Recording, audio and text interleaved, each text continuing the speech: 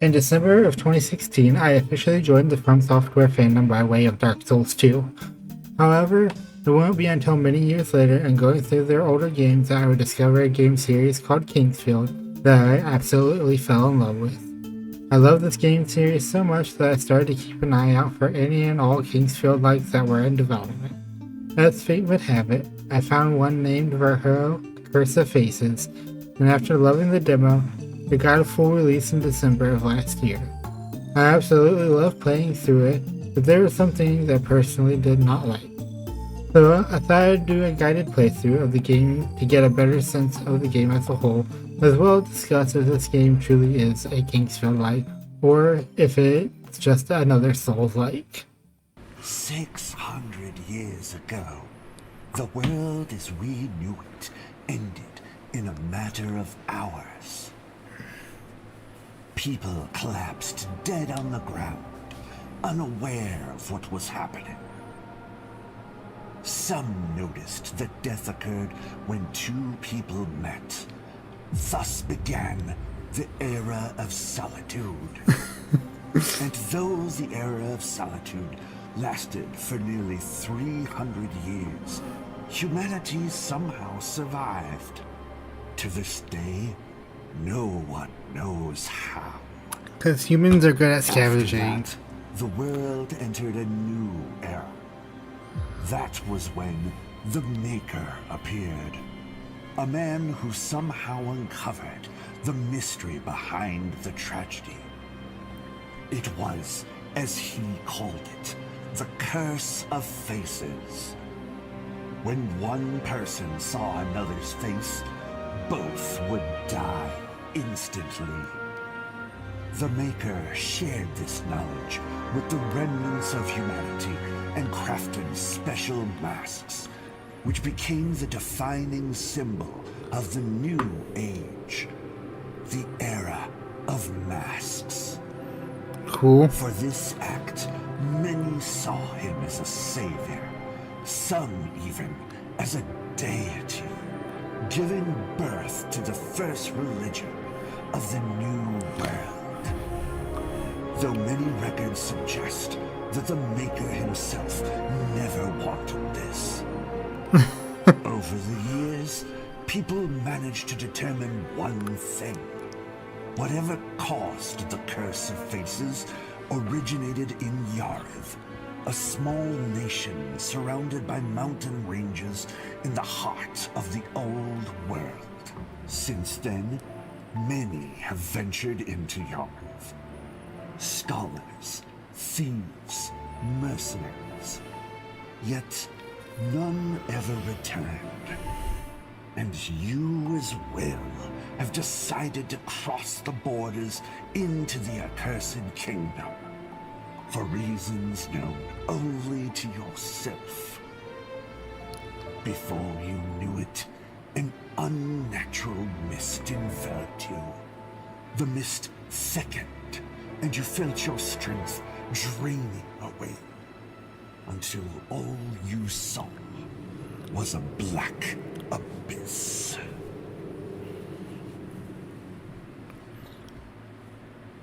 Alright, after that schematic, we are subjected to a small tutorial area where we give the name to our character as well as select our class. For this run, I chose Sorcerer because I personally wanted the ability to play with all the spells the game had to offer. Anyways, after finalizing your choice, we are treated to a boss fight reminiscent of the Dark Souls game, and after defeating the boss, we are transported to the first area. Upon arriving at the Rotten Valley, we are treated to the first NPC as well as a statue which will act like bonfires going forward. For this area, really all you need to know is that the enemies here are not that tough, and after progressing through the area we are treated to a poison lake, which is thankfully the only poison area in the game, and making it past the poison crawlers we make it to some ruins where there is just a short path that leads to the village. Upon arriving to the village, we are treated to a whole host of NPCs, of which my favorite is the blacksmith. Anyways, this acts as a hub area for the rest of the game, as well as providing two new paths to progress, one of which is currently blocked, so I guess that means we have to take the one to the Morning Forest. In the forest, we are tasked with finding obsidian root along with the tablet which would reveal how to defeat the spirit of Avarius, which guards the entrance to the prison. The obsidian root can be found in the first cave, requiring you to jump over some rocks to grab it, and the tablet can be found by flipping 3 switches in the ruins and then heading down into some more ruins where the tablet is lying in one of the houses. Back in the village, we can hand over the obsidian root to allow access to the temple. Here we find what remains of the previous expedition and the demons that now inhabit the place. Anyways, moving forward and killing the demons that stand in our path, we eventually make it to the tunnels underneath where the bulk of the corruption is. Proceeding through and dealing with the demons as we can, we make it to the source of the corruption, and with some finesse, we manage to take it out, clearing the corruption. Oh, and don't worry about that portal, we'll be coming back to deal with that later on. Anyways, now that the temple has been dealt with, it is time to take on Avarius. So hand over the tablet found in the ruins, and then head back to the entrance of the prison, where Avarius will be waiting. Alright, here we go. Boss type.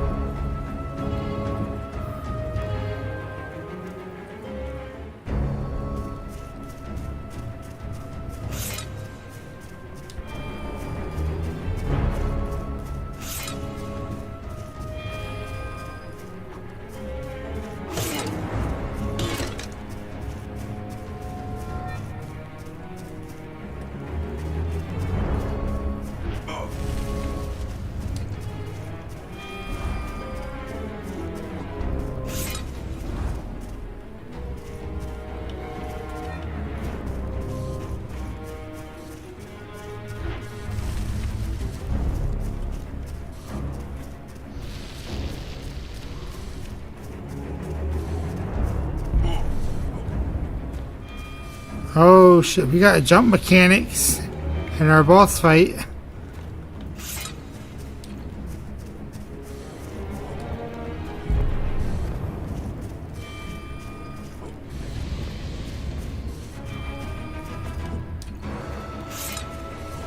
I'm gonna just hit you with the...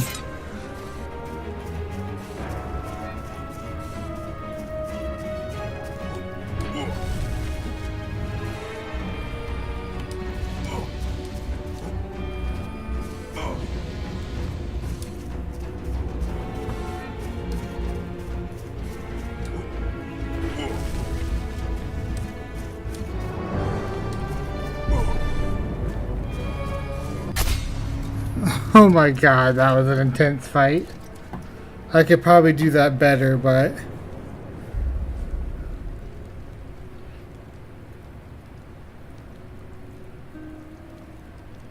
With Avarius dead, we can now access the prison, but first don't forget to go back and grab his weapon, Gale Crusher.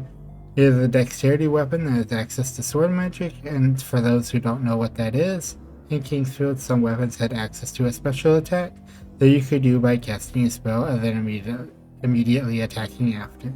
Anyways, going back to the prison and proceeding through the area, and upon reaching the top of the tower, and after defeating them, we can now grab the eye marked rune.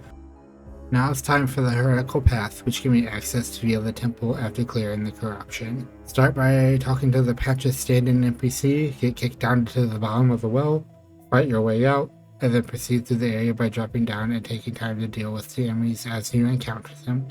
Once you arrive in the Tunnel of Redemption, be wary of the traps found throughout the area, but all in all, as long as you're mindful of where you're walking, getting to the end is pretty easy, and we are greeted with an elevator ride taking us to the Swamp of the Abandoned. Putting the rune in the receptacle, we can now access this new area. Proceeding through and dealing with some cool looking enemies, we happen upon a barrier requiring us to find 3 runes located throughout the area. Anyways, the 3 runes are not hard to find, and once the barrier is dispelled, make your way across and defeat the boss, who is reminiscent of the Rotten. It kind of reminds me of The rotten from Dark Souls 2.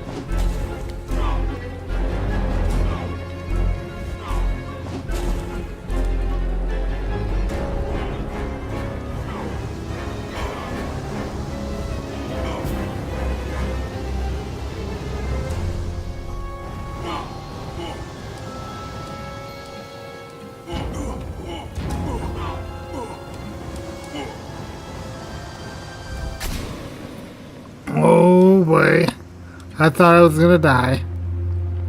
Upon defeating the Collector, make sure to pick up the Great Rune to dispel the barrier to the Giant's Pass. The Giant's Pass is straightforward. Just battle the omens as you encounter them, and once you get to the end, you will face the 3 different omens at once in a boss battle. Once that is taken care of, proceed to the lower city. We now finally reach the capital, where the Curse of Faces began. Proceed through the area being mindful of the rifts, which will get you killed if you fall in them. Also, feel free to take time to grind up some levels here, because the enemies here give a lot of experience, and you'll need all the levels for the coming battle. Anyways, killing the demons found within the city, make your way through until you arrive at the docks. Ignoring the rift here, keep going forward past the gate to encounter one of the more annoying enemies in the game. Making your way past them by any means, pick up the cemetery key, and then open the gate to the Great Lift. Then proceed across the area, go into the building, where you can open the gate which unlocks the upper city, and upon doing so, proceed there. Once in the upper city, proceed through the demons, though taking time to grind some levels is okay, but once in the chapel, get the key and then head into the castle proper.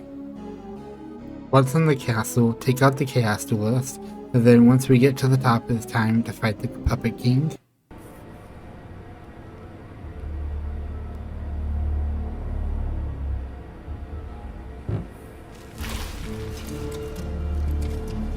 Oh, don't tell me this is the final boss.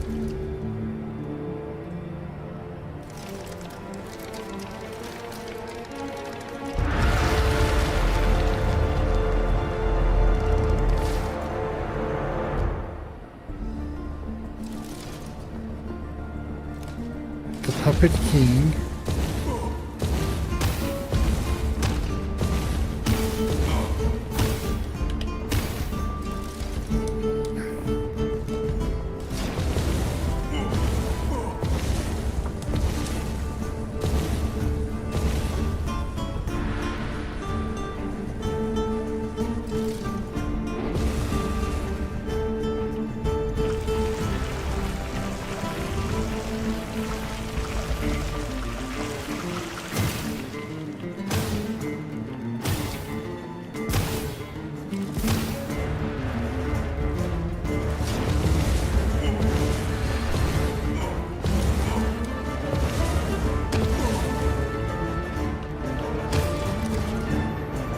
Not the best.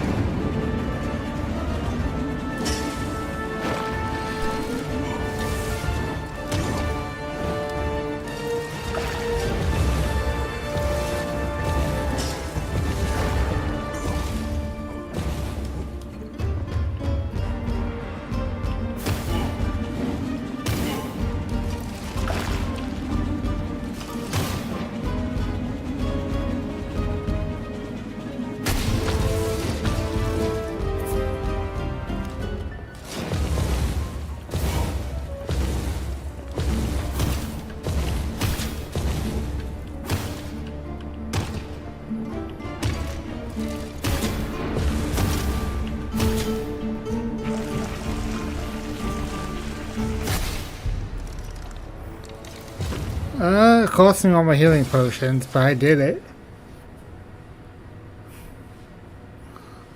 Excellent. I was right to place my hopes in you.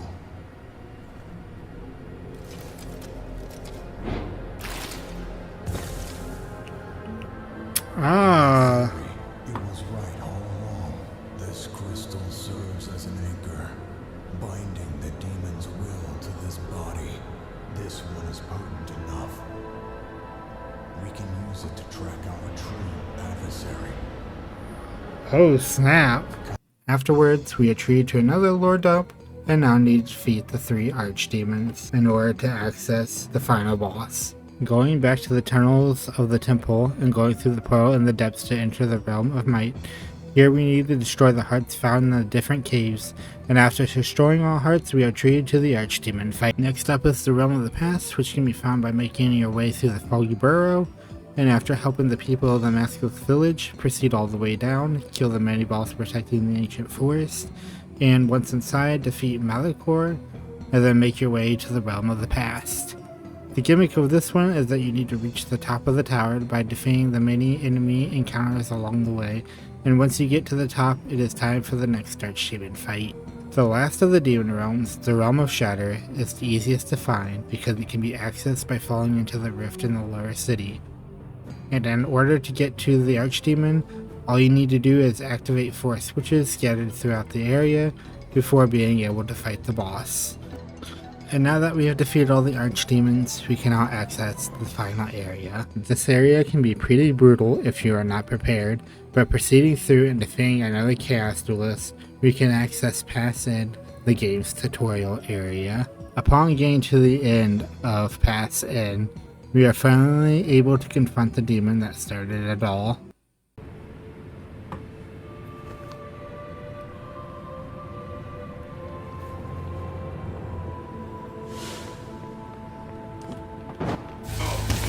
How's that?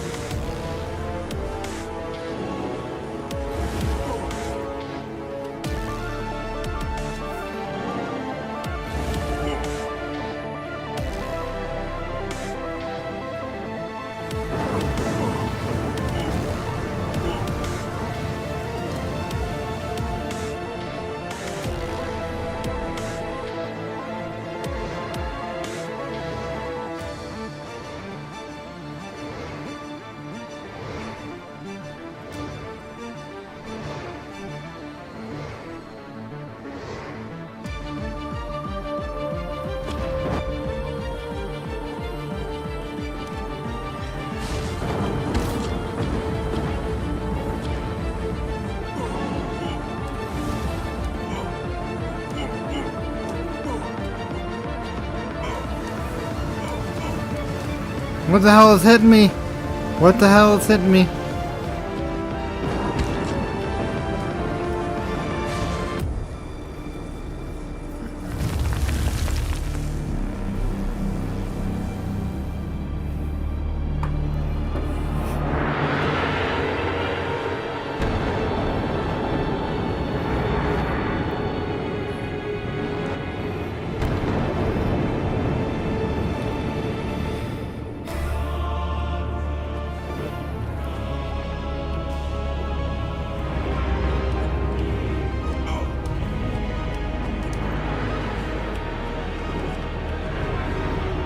I don't know why I wasn't taking damage right there.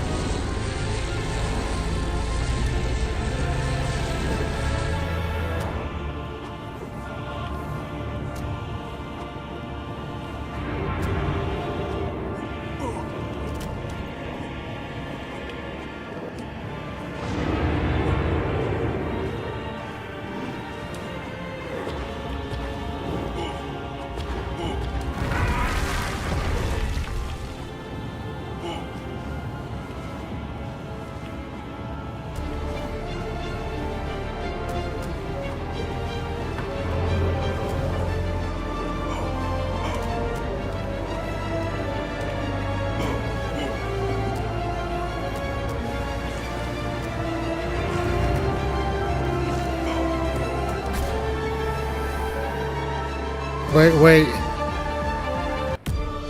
I did it. On the same frame I died.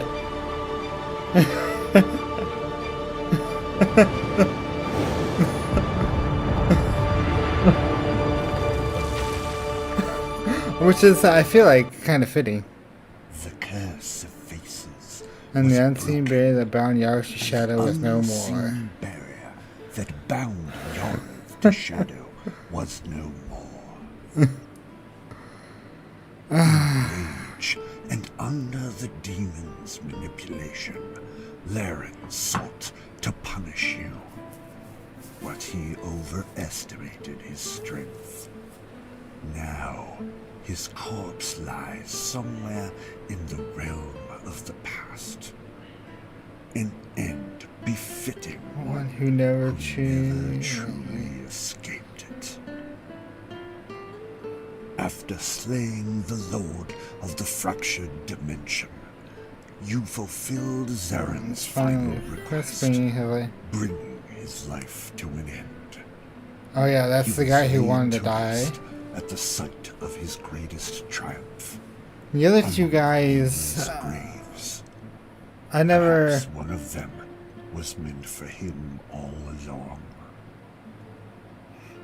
Volundius came to Yarv seeking knowledge, but he failed to attain it. When the barrier fell, he gave up. He returned to his homeland of Boya to continue his research, but he never shed the weight of his disappointment. He had been so close, but he failed. Yeah, I didn't Just find the like last of the all ancient other tablets. scholars. I'm assuming it's behind one of the hidden doors, or Garrett's one of killing the secrets. spree, leaving behind in the nameless village a blood-soaked testament to the might of the Moye mages. And as for you, Our character should technically be dead.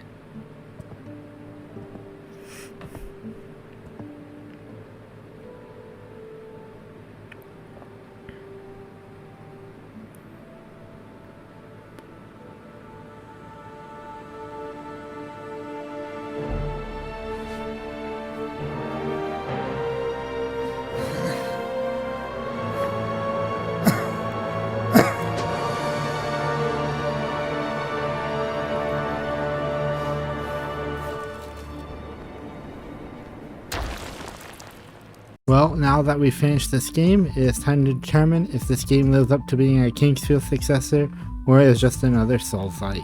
Well, to start, the movement in this game very much reminds me of the classic Kingsfield movement. However, in Kingsfield, in order to move faster, you have to hold the run button, and in Verho, you have to sheath your sword, so there is a minor difference.